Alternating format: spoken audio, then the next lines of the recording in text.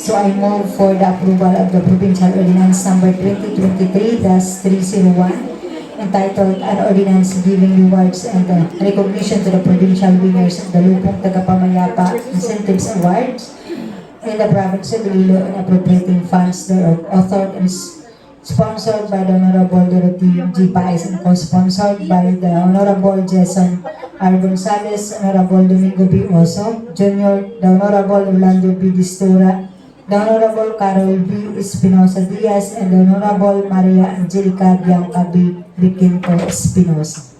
So, Madam Chair, on motion of the author, I move for the approval of Provincial Ordinance number 2023-301.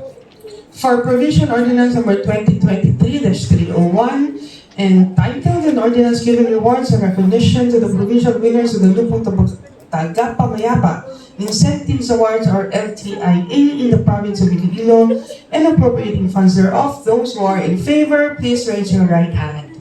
Mr. Secretary?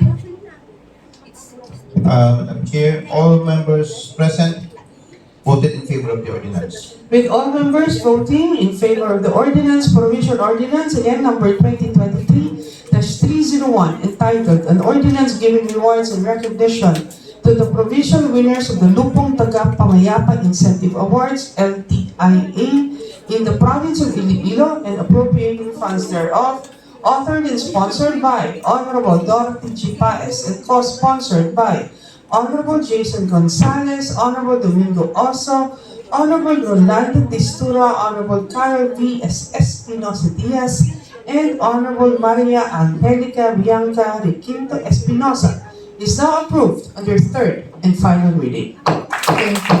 Congratulations for